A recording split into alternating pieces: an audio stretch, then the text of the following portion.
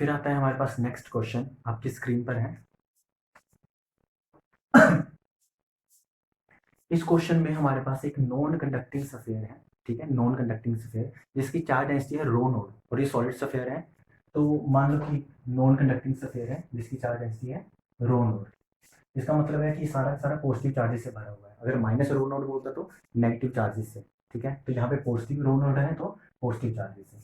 अब इस स्फीयर को हमने एक infinite conducting and grounded sheet, infinite conducting and grounded plane या शीट के सामने रख दिया एट अ डिस्टेंस 3r। ये क्वेश्चन में दिया है।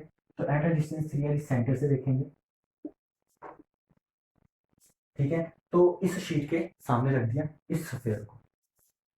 उसने पूछा कि जब इसको इसके सामने रख दिया, शीट के सामने रख दिया, तो इसके सेंटर पे पोटेंशियल क्या होगा, सेंटर पॉइंट ओ पे पोटेंशियल क्या होगा। लेकिन अगर यहाँ पे शीट नहीं होती, सिंपल एक हमारे पास सफेयर होता, तब भी हम पोटेंशियल निकाल सकते थे। अगर हमें चार्ज ऐसी रो नॉट दे रखा है और रेडियस आर दे रखा है, ठीक है, तब हमारे पास कुछ पोटेंशियल आता है। लेकिन जब मैंने इसको इस इन्फिनाइट शीट के सामने रख दिया, ठीक है, ग्राउंडेड शीट के सामने रख दिया, तो इसका जो पोटेंशियल है सेंटर पे वो चेंज हो जाएगा। उसकी वैल्यू पूछ रहा है वो, तो हमें वो वैल्यू बतानी है, ठीक है, सबसे पहली बात। तो हम क्या करेंगे, मेथड ऑफ इमेजेस लगाएंगे। मेथड ऑफ इमेजेस में क्या है, ये हमारा ओरिजिन है, इसको हम ओरिजिन मान के चलते हैं। तो इतने ही डिस्टेंस पे, इतने ही 3r डिस्टेंस पे, यहाँ से लेके यहाँ तक एक हमारा और स्फीयर पड़ा होगा, ठीक है। ये सेम ही स्फीयर होगा जैसा वो है। और लेकिन यहाँ पे जो चार्ज डेंसिटी होगी वो होगी minus rho not, minus rho not. Radius इसका भी आर होगा और ये डिस्टेंस 3r होगा।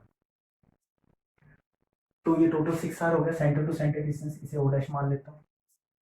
तो अब हमें एक्चुअल में करना क्या है, पहले हमें करना है इस पॉइंट ओ पे पोटेंशियल निकालना है। हम क्या करेंगे, पहले हम इसी स्फीयर के कारण इसके सेंटर पे पोटेंशियल निकाल लेंगे, फिर ऐड कर देंगे हम इस स्फीयर के कारण यहाँ ओ पॉइंट पे पोटेंशियल।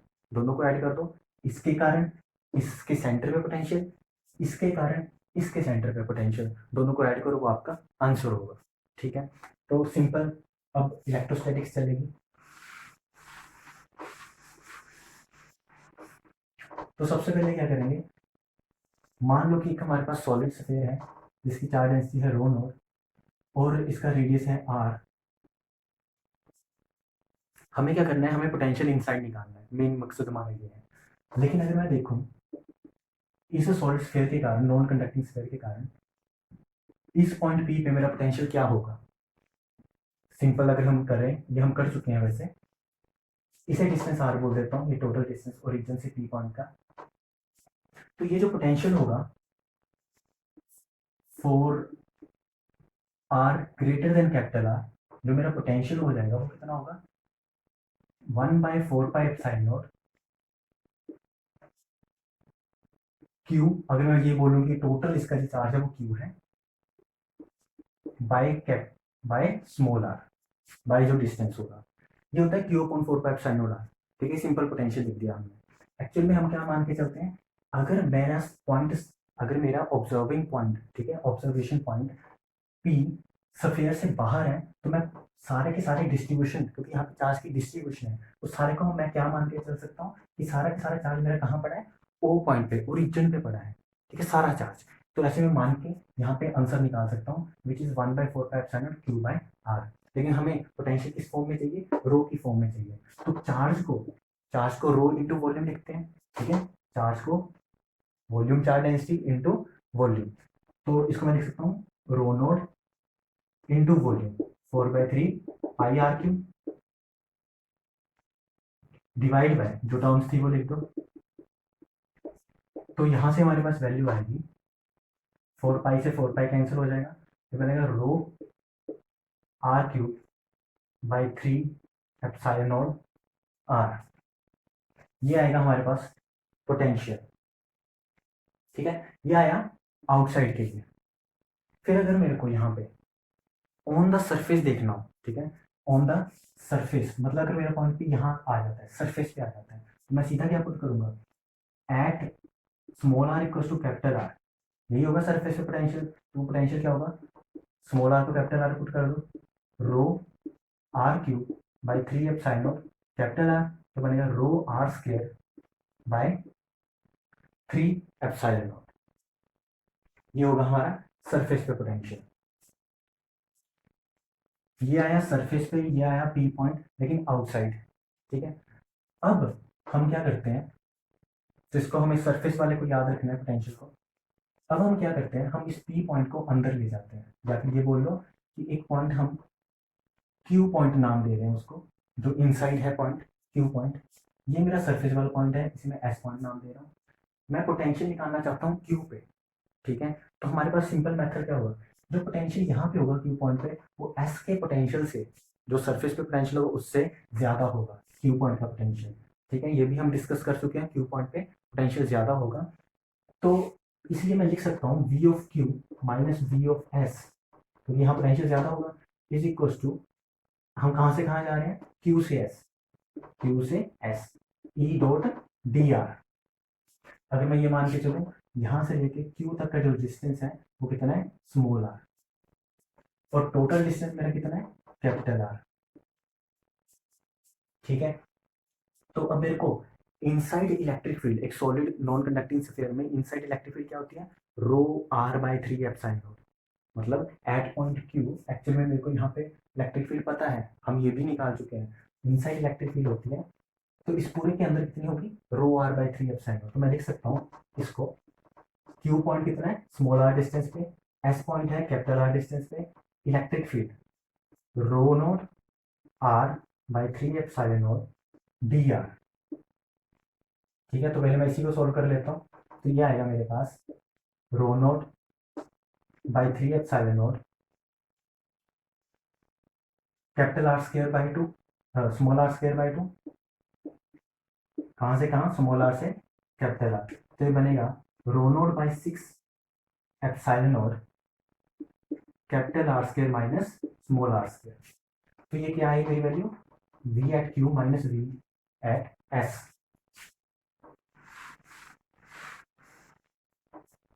अगर मैं इसके बाद, क्योंकि मेरे को सरफेस पे पता है पोटेंशियल, तो मैं क्यू पॉइंट पे पोटेंशियल इजीली निकाल सकता हूँ। तो ये यहाँ पे ले जाओ वी एस को इस साइड, तो बनेगा वी एस की वैल्यू पुट कर दी मैंने, rho R square by 3 epsilon naught, V S इधर चले गए, एक्चुअल में क्या किया है, इस वी एस को मैं इधर ले आया, तो मैंने सबसे पहले वी एस की वैल्यू पुट की, प्लस जो दूसरी टर्म है, this is rho naught by 6 epsilon naught R square minus R square. तो इनसाइड पोटेंशियल आ गया हमारे पास।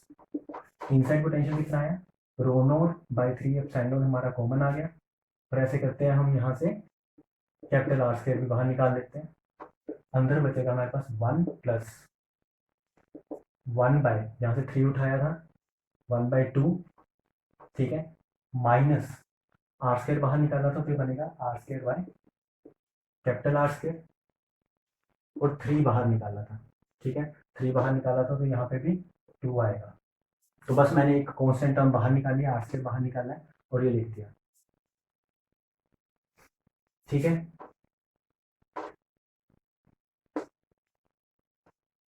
तो अब इसको मैं लिख सकता हूँ rho naught R square by 3 epsilon naught 3/2 minus R square by 2 capital R square. तो अब हमारा पोटेंशियल आ चुका है इनसाइड, वो कितना है, rho naught R square by 6 epsilon naught 3 minus R square by 2 capital R square. ठीक है, 2 बाहर निकाल लिया, ये बन गया। तो यहां से क्या पता चला, इनसाइड इस क्यू पॉइंट पे हमारा पोटेंशियल पता लग गया।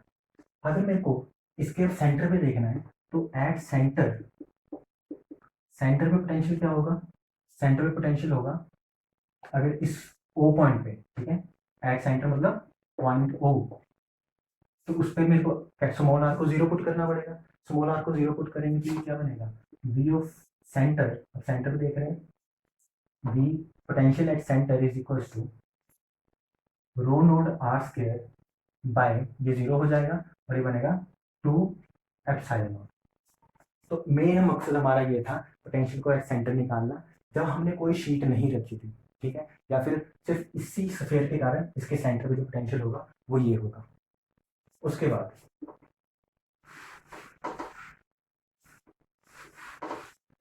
दूसरा काम हमने क्या करना है, एक्चुअल क्वेश्चन क्या था, यहाँ पे एक minus of rho naught charge density बढ़ी थी और यहाँ पे हमारे पास एक plus rho naught charge density बढ़ी थी। इस प्लस के कारण इसके सेंटर पे हम पोटेंशियल निकाल चुके हैं। अब हमें इस माइनस के कारण इसके सेंटर पे पोटेंशियल चाहिए। तो अब क्वेश्चन क्या रह गया, एक सफेयर पड़ा है यहाँ पे और ये ऑब्जर्वेशन पॉइंट है। तो ऑब्जर्वेशन पॉइंट सफेयर से बाहर है, सफेयर के इस स्फीयर के अंदर तो नहीं है ना। तो इसलिए ऑब्जर्वेशन पॉइंट स्फीयर से अगर बाहर है, इस स्फीयर से बाहर है, तो मैं इस स्फीयर को एक ओ डैश पॉइंट पे, सेंटर पॉइंट पे एक पॉइंट चार्ज की तरह मान सकता हूँ। मैं ऐसा मान सकता हूँ, इसको मैं एक्चुअल में क्या मान सकता हूँ, ओ डैश पे एक मेरा पॉइंट चार्ज पड़ा है माइनस का कैपिटल Q, ठीक है। इसके कारण इस ओ पॉइंट पे मेरे को पोटेंशियल निकालना है।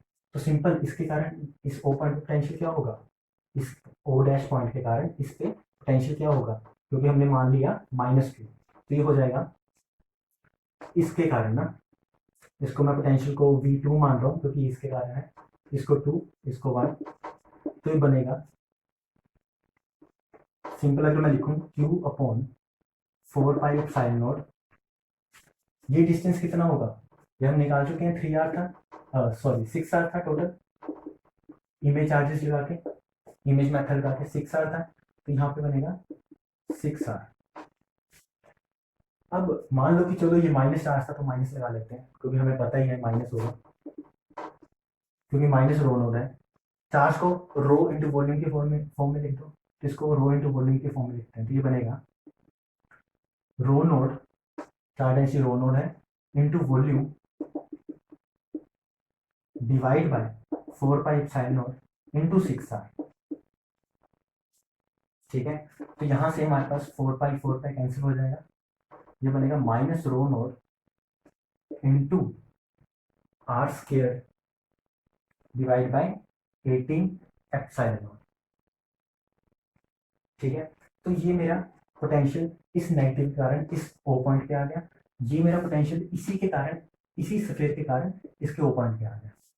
हमें दोनों को ऐड करना है, काम खत्म। दोनों को ऐड करते हैं तो पोटेंशियल टोटल जो होगा एट पॉइंट ओ, टोटल जो होगा एट पॉइंट ओ वो कितना हो जाएगा, इसको rho naught R square by 2ε0 plus ये potential minus rho naught R square by 18ε0,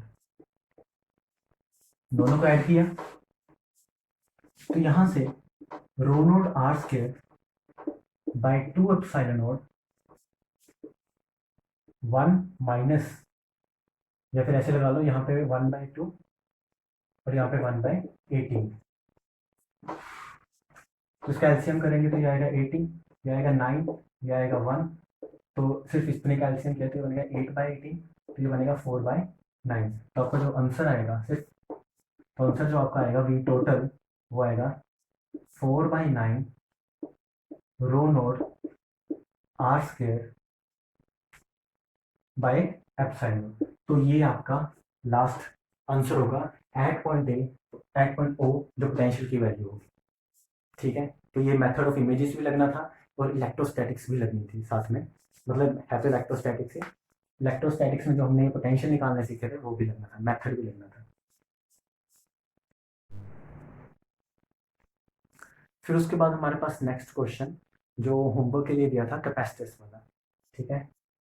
question क्या था कि हमारे पास एक यहाँ पे 6 मिली फैरेड का कैपेसिटर है, एक हमारे पास यहाँ पे 4 मिली फैरेड का कैपेसिटर है और एक हमारे पास यहाँ पे 3 मिली फैरेड का कैपेसिटर है। इसे नाम दिया था C3, इसको नाम दिया था C2, इसको नाम दिया था C1।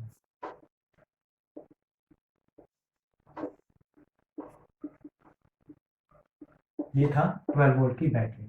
हमें यहाँ पे इस क्वेश्चन में पूछा था कि जो C3 है इसमें जो एनर्जी स्टोर होगी वो कितनी होगी, उसकी वैल्यू बतानी थी हमें, ठीक है। तो C3 के अक्रॉस C3 में कैपेसिटर में कितनी एनर्जी स्टोर होगी, तो उसे निकालने के लिए हमारे पास सिर्फ एक ही मेथड रहेगा, ठीक है।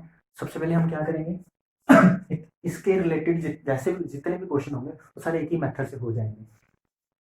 हमें क्या करना है, सबसे पहले हमें इस सब सारे कैपेसिटर्स का एक इक्विवेलेंट कैपेसिटर बनाना है, ठीक है। इक्विवेलेंट कैपेसिटर बनाने के लिए हम क्या करेंगे, ये दोनों आपस में क्या है, पैरेलल में लगेंगे। जब पैरेलल में लगते हैं तो इसका जो इक्विवेलेंट कैपेसिटेंस होगी इन दो के, C2 एंड C3 के, तो इक्विवेलेंट क्या हो जाएगी, C2 प्लस C3, ठीक है। पैरेलल में ये लगाते हैं, मतलब जब हम रेजिस्टेंस वाली चीजें लगाते थे रेजिस्टेंस वाले चैप्टर्स में, ठीक है, उसके उल्टा लगता है यहाँ पे। रेजिस्टेंस में जब पैरेलल की बात करें तो आप लगाते थे 1/R equivalent is equal to 1/R1 plus 1/R2, लेकिन यहाँ पे उल्टा है। यहाँ पे जब पैरेलल की बात करूंगा तो ये वाला होगा, ठीक है। तो रेजिस्टेंस से उल्टा ऐसे याद रख सकते हो। तो दोनों ऐड हो जाएंगे। तो एक्चुअल में मैं इसको नाम दे रहा हूँ, क्योंकि ये दोनों पैरेलल में है तो इसको नाम दे रहा हूँ C23। इसका एक इक्विवेलेंट कैपेसिटर का नाम है C23, वो हो जाएगा C2 प्लस C3। तो C2 की वैल्यू सब्स्टिट्यूट करो 4, 3 की पुट C3 की 3, तो ये बन जाएगा 7 मिली फैरेड। तो ये एक इक्विवेलेंट कैपेसिटर आ गया। तो मेरे पास अब डायग्राम कैसी बन जाएगी, ये बनेगा C23 और यहाँ पे हमारे पास एक 12 वोल्ट की बैटरी है,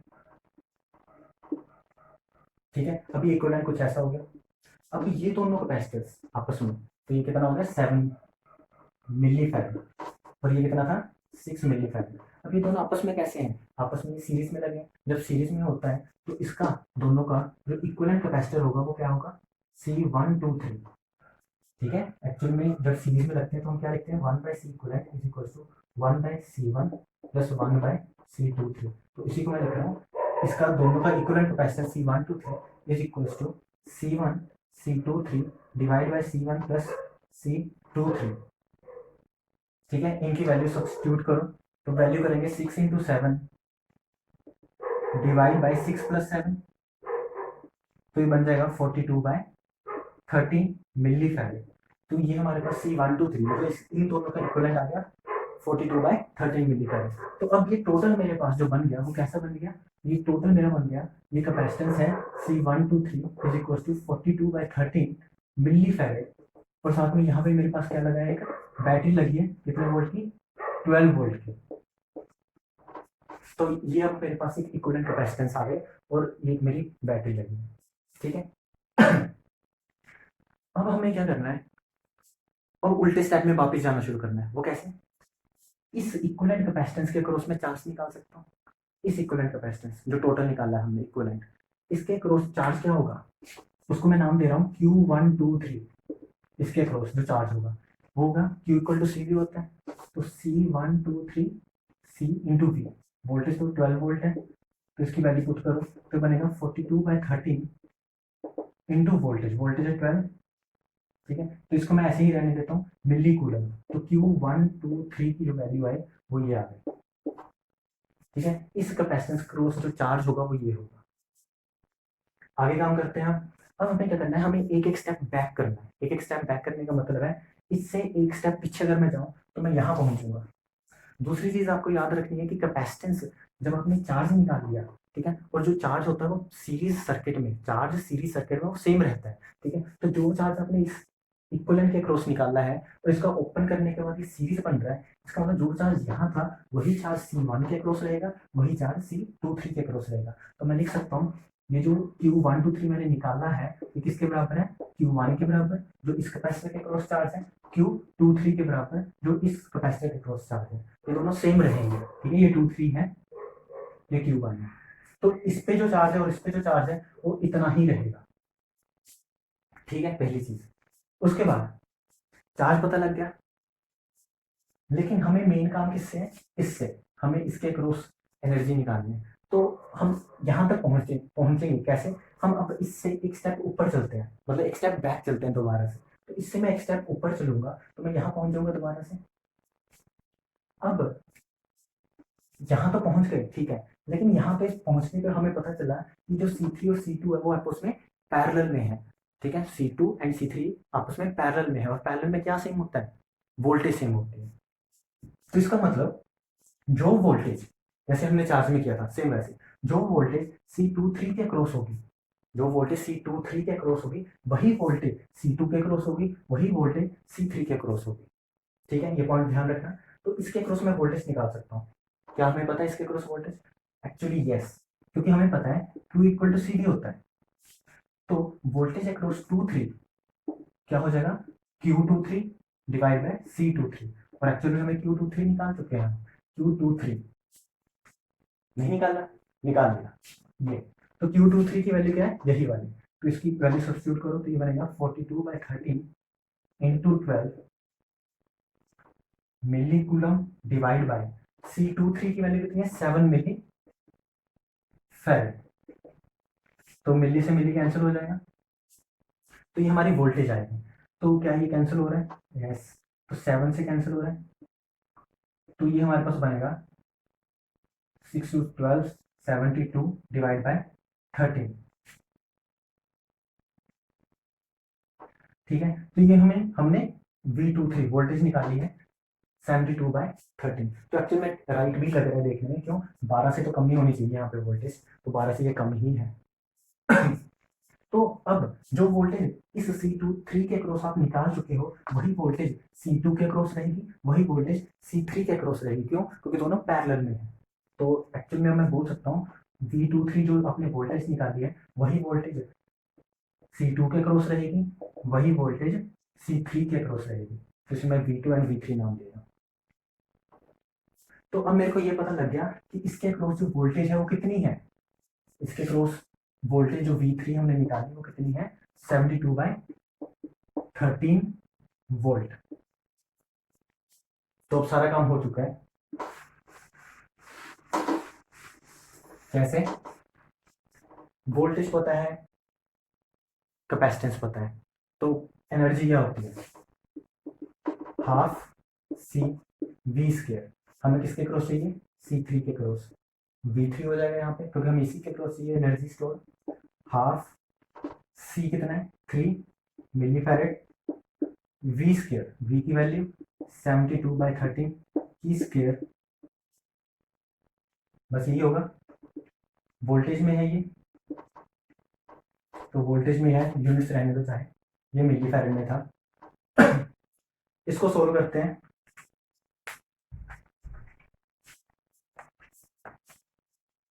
कैलकुलेटर इज अलाउड,